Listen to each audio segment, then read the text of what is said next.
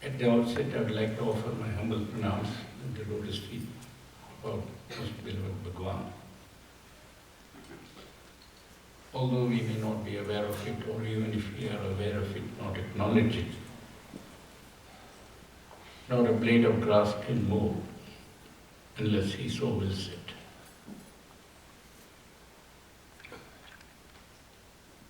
All of us were drawn to Swami by love, no exception in that.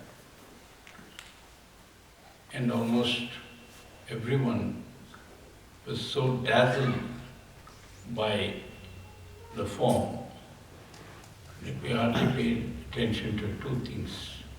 First was his message, and second was how he lived it.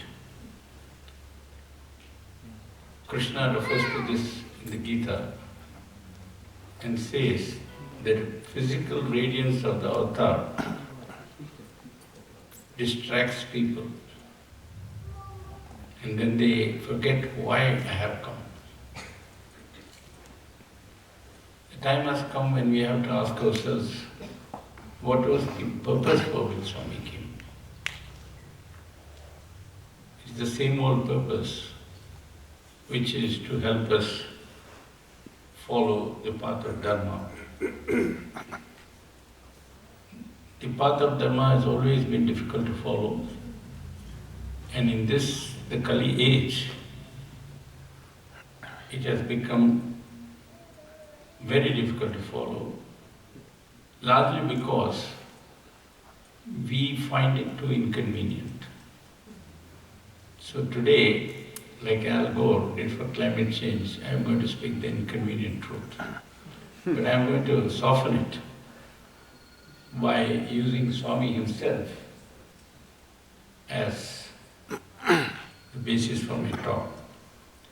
This will be a narrative of his story mingled with how he used his own message, practiced his own message very subtly. Most people did not see that aspect.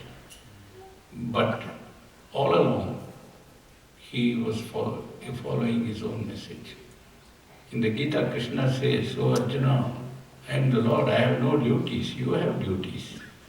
But when I come in human form, I will act as if I am performing duties, because my form is human, so that you, a human, will find it natural to do your duties. Otherwise you will say, oh, those are acts of God, I cannot be like God, I will be like myself, and have a convenient alibi." Since there are many who may not know the full story of Swami, let me begin at the beginning with the next slide. This shows an artist's view of the village of Puttaparthi as it was in the year 1926. There are two lanes meeting at a right angle, and over here is the hut in which Swami was born, and this here is a small shop where Swami, his father, ran what you may call a mom and pop store. There was no mom there, only pop, and it was a very small store. I'll show you a picture later, but meanwhile let me go to the next slide, which shows a view of the surroundings of Puttaparthi, extremely rural. There's a valley here, Chitravati flows somewhere, fields around here. This photograph was taken as late as something like 2000, but still this area was pretty rural. And I draw attention to this valley because there was a shortcut from here to the village of Bukkapatnam, which was the nearest big village. That was on the other side. And I'll make a reference to it later. Next slide, please. In 1926, there was no road directly leading to Puttaparthi. One had to come to a village on the other side of the river, Chitravati this is. and cross it in a bullock cart and come to Puttaparthi. The village on the other side is known as Karnataka Nagepalli, and that was Iswaramma's hometown, if you can call it a town. It's very interesting. I have been to Karnataka Nagepalli many times in recent years. In 2000, it was still more or less the same as it was years and years earlier, but electricity had just come. Today, of course, it has improved slightly. Puttaparthi, on the other hand, is vastly changed. Next slide, please. This is where Karnataka Nagepalli is, with the river, and this is the road leading to Puttaparthi. Next slide, please. This is the hut in which Swami was born on 23rd November 1926, and this is the father's shop. This picture was taken much later, and most of the huts at that time were mud huts, except for this house of the neighbor. The man who occupied this was known as Karnam Lakshminarayana. Karnam means counter. This was such a small village in those days. It had a population of about 200 or so, that it didn't even have the status of a village. It was only a hamlet. By the time this picture was taken, there was electricity and all that. If you go to Puttaparthi, now you won't see any of this, but over here is the Shiva temple consecrated by Swami himself. This is the house in which Karnam Subbamma, those of you who know the story of Swami will appreciate what that name means. This is her house. Sadly, that house has fallen a victim to development, quote unquote. Next slide, please. This is the backyard of the house of Swami, and this is precisely where the Shiva temple is. Next slide, please. This is Swami's bodily grandfather. This is the father of the body and mother of the body. Swami always referred to them not as father and mother, he would say father of the body and mother of the body, because he is not the body. And very few people may realize what he was trying to say. You and I will say my mother. Swami never said my mother. He would always say mother of this body. And next slide, please. This is an artist rendering of young Sathya going to school to Bukkapatnam. There is some other kid here. And this is actually the road goes through. It's a shortcut. You have to go through the paddy fields and so forth. And if you notice carefully, they didn't have slippers and things like that in those days. And when they had to cross the river in summer, it was very hot. They would wear dry leaves and wrap it around and tie it with some what called thread, small thread. Next slide. This shows Swami giving food to a beggar. That is evidence of his compassion. And the Raju family in which Swami was born was very poor. But even so, he would give away clothes and food whenever possible, much to the irritation of the other members of the family. Next slide, please. This shows him as a social activist. The cockfighting was very popular in those days.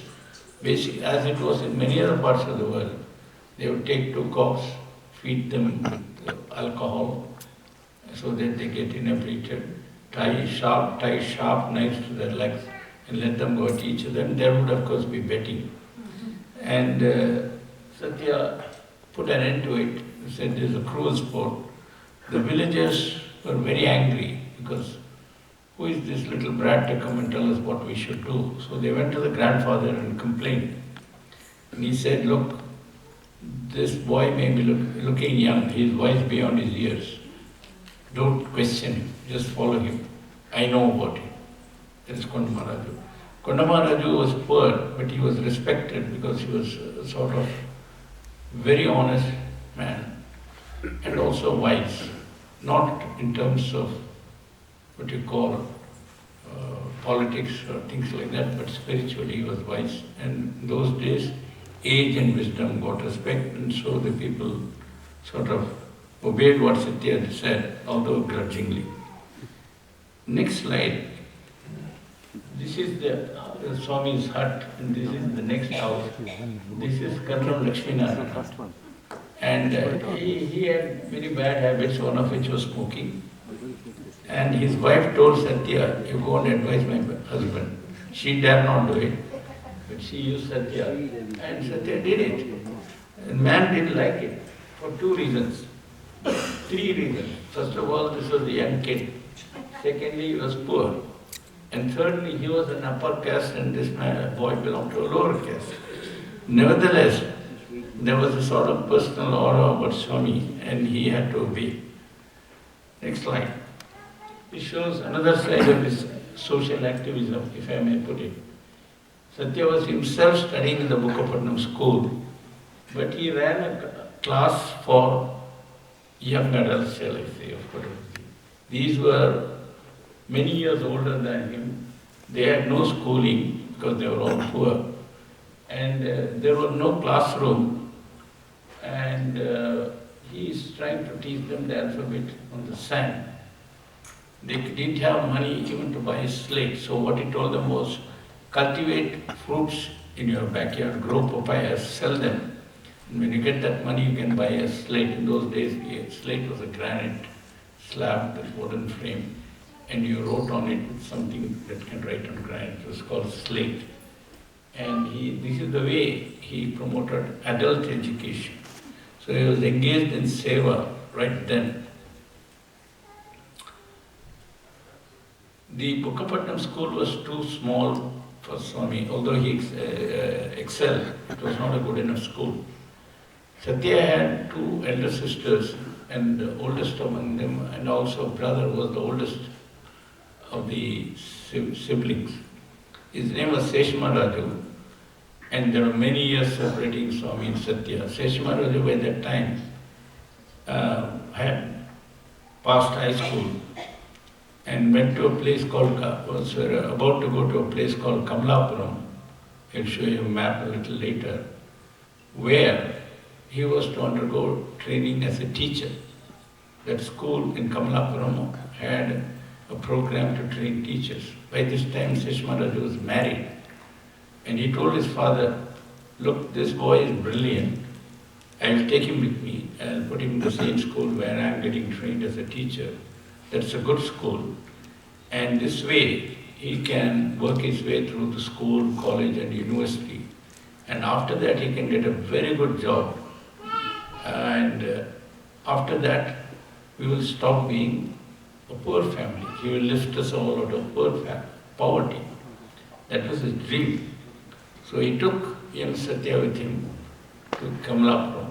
Now by this time, Seshmaraju was already married and his in-laws lived in Kamalapuram. They had a big house. They were rich. And when Seshmaraju took his younger brother, they didn't quite like it.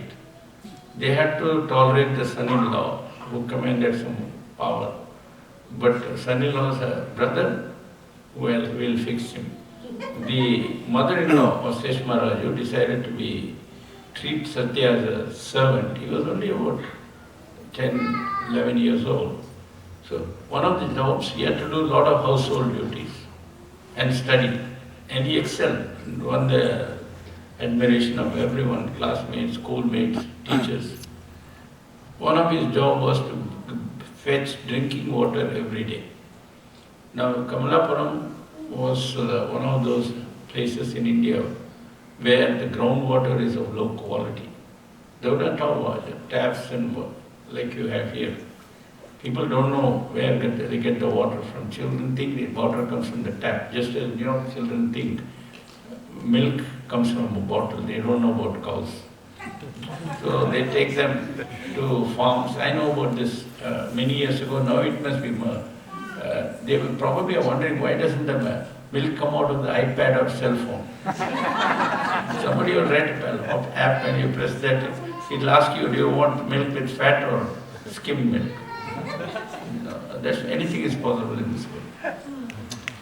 So young Sathya is to get up at 4 o'clock in the morning when a train would go through that place without stopping. And those days we had steam engine. And the engineer, as we call them driver, engine driver would blow the whistle to make sure people don't cross the track or cattle and other things cross the track. So to scare off people, he would blow the whistle. It was a small town, 4 o'clock in the morning, there was a lot of silence. So everybody would hear the engine if they are sort of sensitive. Sathya would wait for that, get up and then go and get water from the village. Well, there were 2 wells where the water was potable. All the other wells, the water was not good for drinking. You could use it for washing clothes, having bath and so forth. Next slide, please. This shows Sathya drawing water from the well in filling pots. And the next slide shows him carrying the water like a Chinese coolie. Now, there is some message behind all this, to which I shall come presently. Many years later, Swami would sometimes move his robe like this and show the mark left by that heavy weight for years. It left a deep mark. You know, he was young and the scars could be still seen. Next slide. There is a story behind this. When Sathya was in Kallapuram school, he became a member of the Boy Scouts. The drill master there was also the scout master. And he said, he told the boys, every year there is a cattle fair in a neighboring town called Pushpagiri. Along with the cattle fair, they have what you call a bazaar, where people sell things and they have games and things like that. We scouts will go there and do service. The motto of the scout is to serve.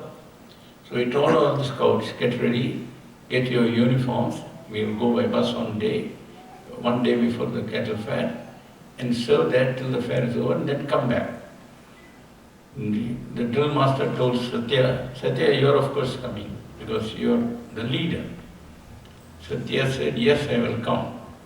But he did not have money for the bus fare, nor did he have a uniform. He could not get those things.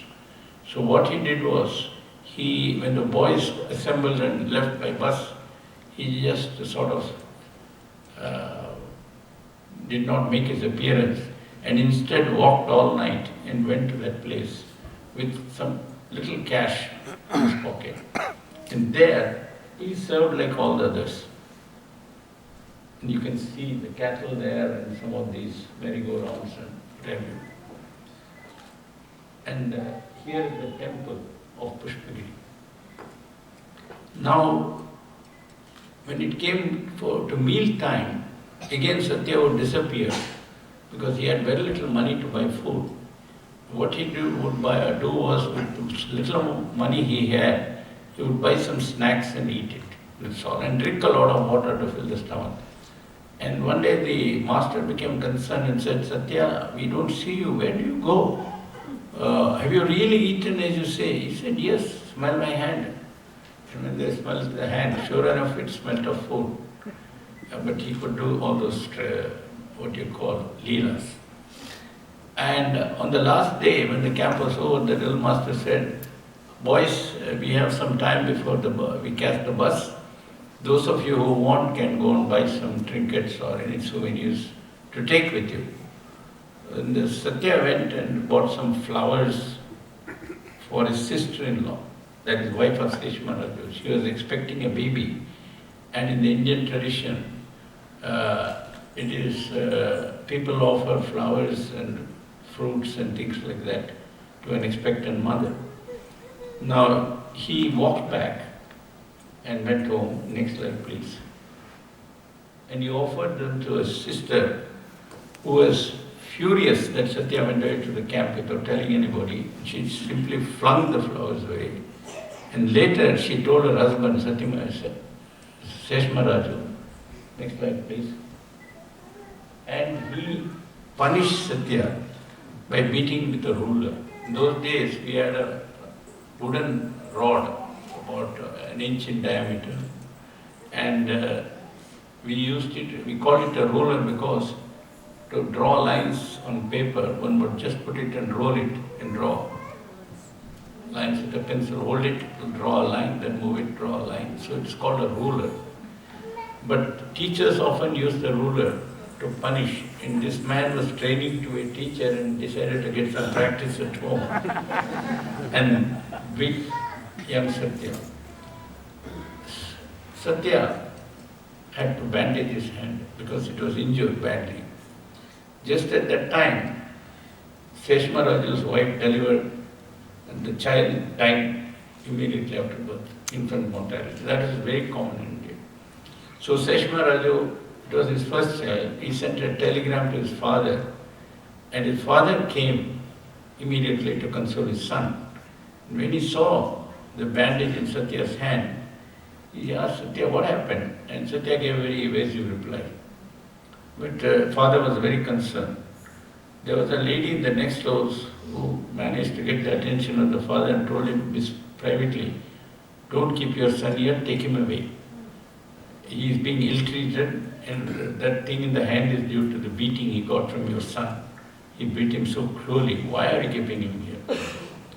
So the father wanted to have a heart-to-heart talk with his son. So in the evening, he gave some excuse. And he said, I'm taking Sathya out. We are going out for a walk. And since it was likely to get dark, they took a lantern. And next slide, please. Here is Sathya with the lantern, and here is father, and he's looking at the hand. This story was narrated to us by Swami himself in the year 2006, I think, in Kodaikanal. He took boys, there was a small intimate group rather. And by this time Swami had become very, very soft. And as he narrated this incident, he began to really sob, thinking of the father of the body. The father said, Sathya, don't stay here. There is no need for you to go through all this. I'll beg to keep you alive and educate you. You don't have to undergo this torture. Sathya said, Father, that is one side of the story. You don't appreciate the sacrifice my elder brother is making for me to educate me. He has just lost his first child. The family is in shock. And if you do this, that will be an insult. What will people say? Family reputation is important. And I am not coming. I have to protect the family reputation. I'll manage myself. That's what he said and stayed there. As Swami was recalling this, there were tears in his eyes. Next slide, please. This is a map of Anantapur district and various places associated with Swami's life. This is Puttaparthi, where he was born. The first schools he attended were in Venkataraman. And the incidents I am narrating are in the neighboring district of Kadapa. There is a town called Kadapa, which is the capital of it. We are here very soon. The scene is going to shift here. And there may be a slide that relates to this place and relates to this place. Next slide, please. Seshma Raju finished his training course and moved to a place called Orokanda. This is the hill that's the signature of that town. It's a town to the northwest of Puttaparthi, about 150 kilometers or so, 200 kilometers or so. And the next slide is a photograph of the school in which Swami studied. This is the last school he studied. But the school was, I would say, not so built up as here, because we are talking of the year 1940. And next slide shows the house. This is the house, very small house. These are much bigger. Actually, you can't see it. There's a door here and a grilled window. And this is the house where Swami and Seshma Raju stayed. During the year 1939-40, late 39 and early 40, young Sathya began to behave in a very strange manner. You see, avatars come with a purpose. He chose to be born in a poor family, the Lord that is, with a purpose. Nobody knew what that purpose was. and nobody even knew that he was the avatar. The grandfather had an inkling because of what a wise man told him. He said, God is going to be born in your family. The grandfather was aware of the extraordinary nature of young Sathya, but none of the others really knew anything about it. That apart, the time had come to break free and take on boldly and publicly the role of the avatar. So he began to set the stage by appearing to be disinterested in education, appearing to be disinterested in everything. He would not eat for a long time. He would be silent for a long time. He showed little interest in anything. Suddenly he will burst into chanting Vedas and it will go on for 1 hour, 2 hours. Everybody was surprised. He has not studied Vedas. Where is he getting all this from? So they were scared. They took him to a doctor. Doctor said he is having hysteria, give him this medicine. They gave the medicine, nothing happened. Somebody said there is a problem with the house, so you must do this puja, that puja. They did that, nothing happened. So this thing was going on. Meanwhile, the summer vacation came and Father Venkataraman came and took him to Puttaparthi. There he consulted some people and one guy said, this boy is possessed by the devil, so you have to get rid of the devil. Go to a place called Kadri. There is a witch doctor, he knows what to do, and you just take him. So they took him to Kadri, and that witch doctor was not only a quack, but a very horrible fellow, who did all sorts of things.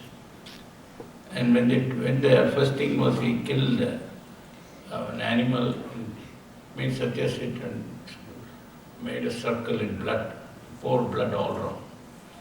Then he began to chant various sort of mantras, a lot of mumbo jumbo. And then, next slide please, he began to shave the head off, part of it. And then using the knife, he made deep gashes and blood simply not oozed out, poured out. And he took lime, cut it. Lime is an acid. And he squeezed that acid into the wound. The family was horrified. And then chanting some mumbo jumbo, the fellow began to take a stick and beat Sathya. Devil come out, devil come out, devil come out. And Sathya did not utter one word or scream. He just took it quietly. And the family was just in shock. They didn't know what to do. Somehow they managed to grab Sathya and pull him out and got into the bullock cart and went away. How they did it, we do not know. This guy was verily the devil. And many years later, when Swami Sai became thin and he was sitting in the chair and we followed him, I have seen those scars, long scars. They were not made up, they were there. And then the summer vacation was over, he was taken back to Orokonda. And the brother thought maybe a change of place would do some good. And there is from some distance away a place called Hampi. There they have the ruins of the Vijayanagaram kingdom. It's a tourist attraction, in fact, a World Heritage Site and all that. So he took him to a place called Hospet where he had friends and they all went by bus to Hampi. Something like a picnic. And in that among the ruins there is a temple which goes back many centuries, but that temple is still functional. Next slide please. This is an artist's rendering of that scene. This is a Virupaksha temple. And the whole gang went there. Sathya said, I'm not coming. You leave all the picnic food and stuff here. I will look after it. The brother was very angry. But Sathya said, you go, I have not come to see all the ruins. And when the group was worshipping Shiva inside, suddenly the brother saw Swami there. He said, what is this? Is this hallucination or real? to check whether it is real. He came out and saw Sathya was there. When he goes inside, he sees Sathya's here. So he is getting some signals, but he doesn't know what it is. Next slide, please. On the morning of October 20th, Sathya went to school. This is the hill, the school here. He was the school leader, and Swami has talked about it many times. So the headmaster liked him and made him the school leader, and he had to discharge some duties and also get ready for the school prayer, and which he had to lead. And he used to sing a song, and that song was all about unity of faith. He had composed it himself, and I heard Swami sing that once or twice in later years during the discourse. This is the song I used to sing. When he was going to school, halfway, next slide please, he stopped, turned and came back home. This is the house. He's coming back. He knocked on the door.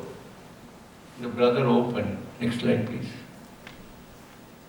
He dropped the bag, and the brother asked, "What's the matter? Are you not well? Why have you come back?" He did not answer the question. He simply said, "I am no longer your Sathya. I have no family. The whole of humanity is my family. I am leaving home, this place, to serve humanity." And left. The brother was in a shock because he had a lot of dreams. But Sathya had left. He walked some distance and went to the garden of a gentleman there known as Anjaneyulu. He was an excise inspector. Anjaneyulu was very friendly to Sathya because he could see this sort of something most unusual and the very spiritual, deeply spiritual nature of Sathya. And in that, it was not a very big garden or a formal garden, it's just some trees and things like that, mostly barren ground. There was a little rock. He sat on that and waited for some time. Crowd gathered and he sang the first bhajan, Manasa Bhajani, which we all know. Next slide, please.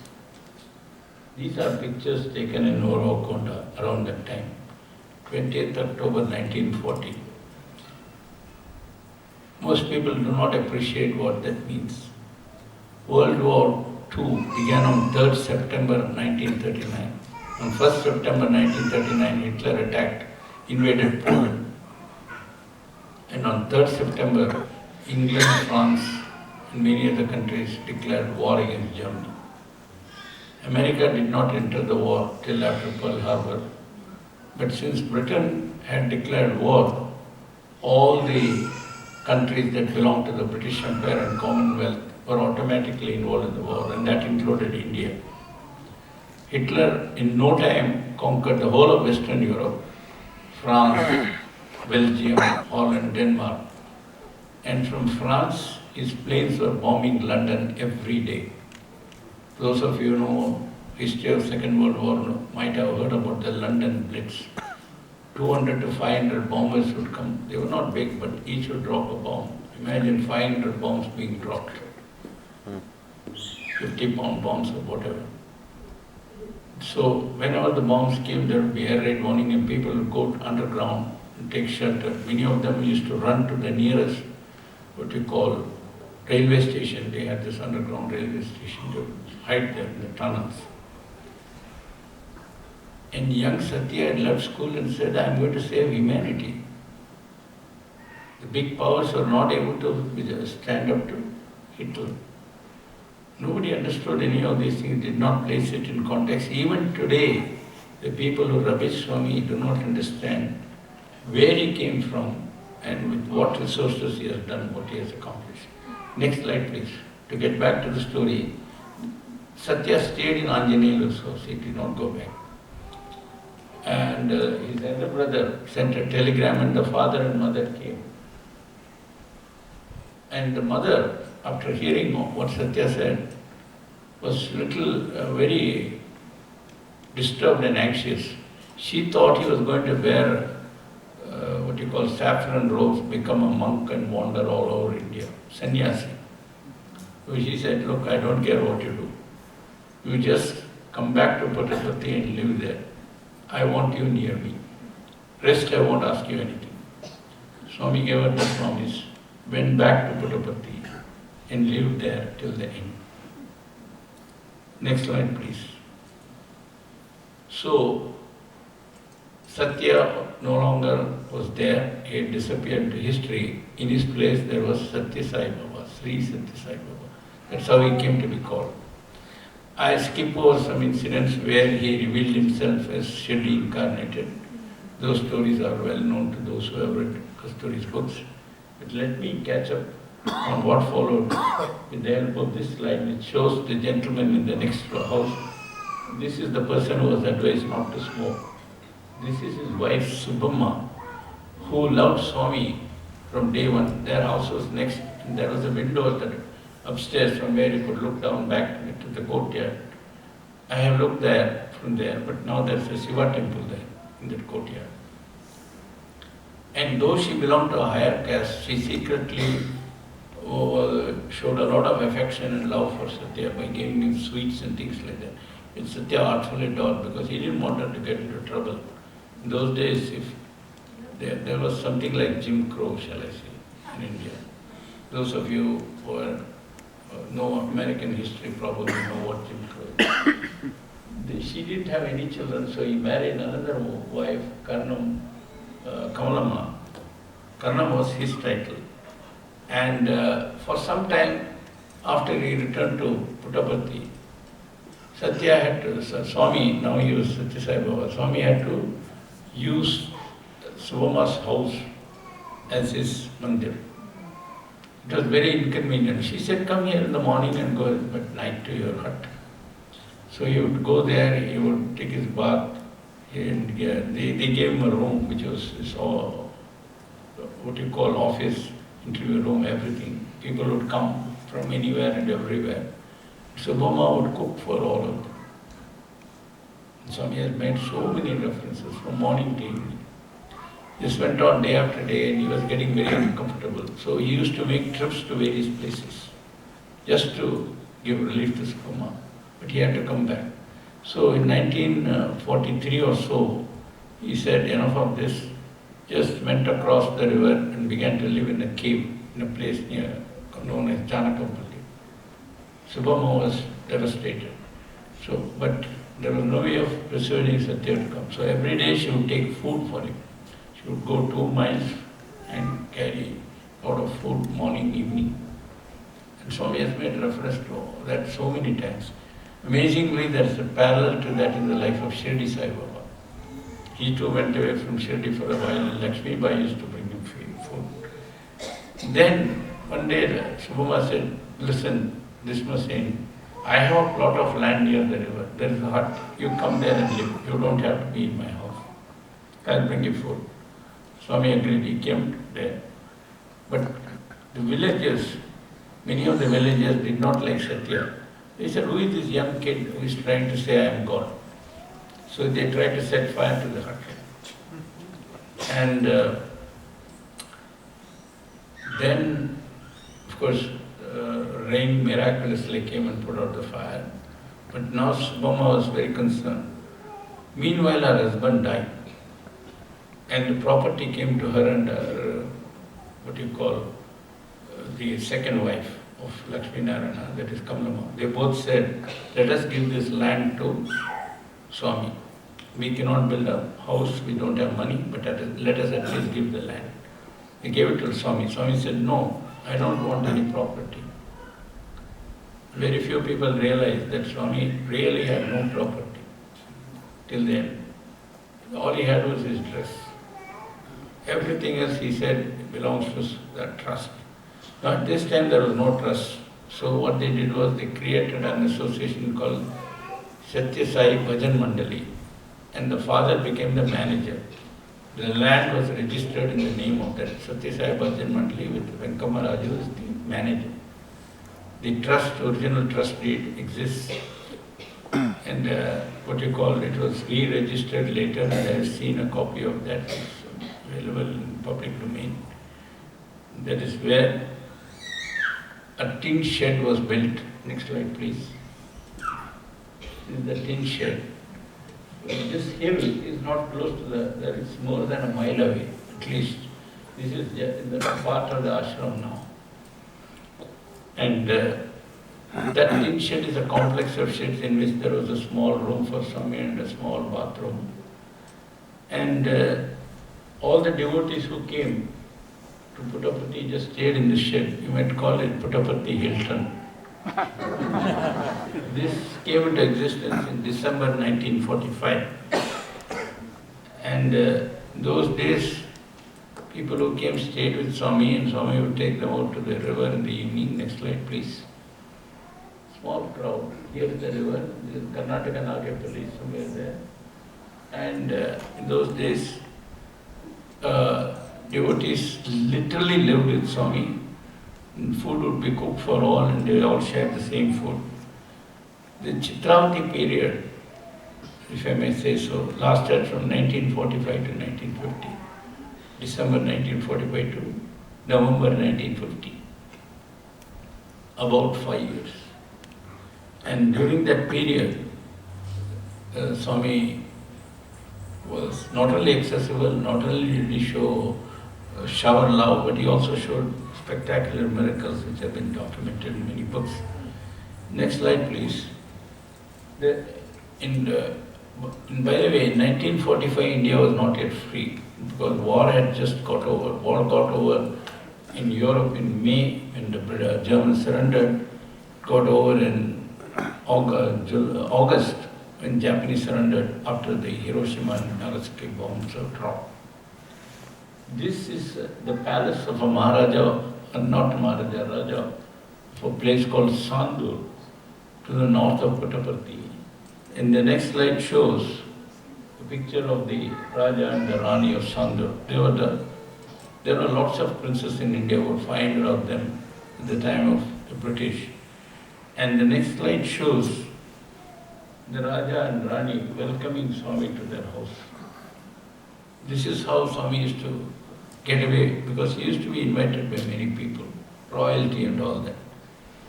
And this brought a lot of adverse publicity.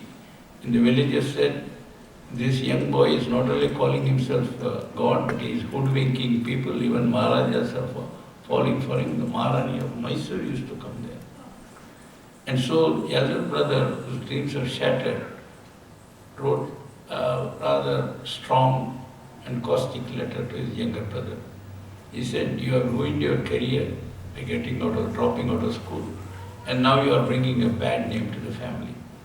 Next slide, please. On the 25th of May 1947, India was still to be free. Swami wrote a letter and reply. And the next slide, please. This shows the full letter. It ran into 5 pages. It's signed here. It is supposedly addressed to his brother, but actually it is to the whole world. He simply says, my dear. It is posted to his brother. He says, nobody can understand me. Even a jnani cannot understand me. I have come for a certain purpose, and my job is to fulfill that purpose. Nothing can stop me. There are always people who are ignorant, and they will say many things, but that does not make it to be true. And sadly, that was the case till the very end, when Swami was physically ill and in the hospital. There was a lot of trashing of Swami going on in the media, to which all of us, at least in India, contributed unknowingly in many ways, but I won't go into that. And Swami says, no matter what, I have got 3 objectives. First is to give Ananda to all. That I shall always do. And you will see examples of it very shortly. Next is, I will hold people by the hand like a mother holds a child and lead them to the path of righteousness, especially if they have gone astray. And my third objective is to serve people and give them what they lack, especially the poor and the needy. Now obviously, and not only that, in that letter, Swami tells his brother, All this is not only going to happen, but something more. The day will come when my glory is known all over the world. And later I will show you slides substantiating that. He was living in a tin shed. He had no money. And he is making the declaration, the day will come when my glory is known all over the world, and I am going to do service to humanity. I am going to give Ananda. I am going to lead people on the path to the path of righteousness. Now is a high school dropout going to do all that sitting in a tin shed? The master had a master plan. And what happened was a flood came. Those days there was absolutely no built-up structures. Already this tin hut was some distance away from Puttaparthi. Puttaparthi village is very small. It was outside the village. And between that hut and the river there was nothing.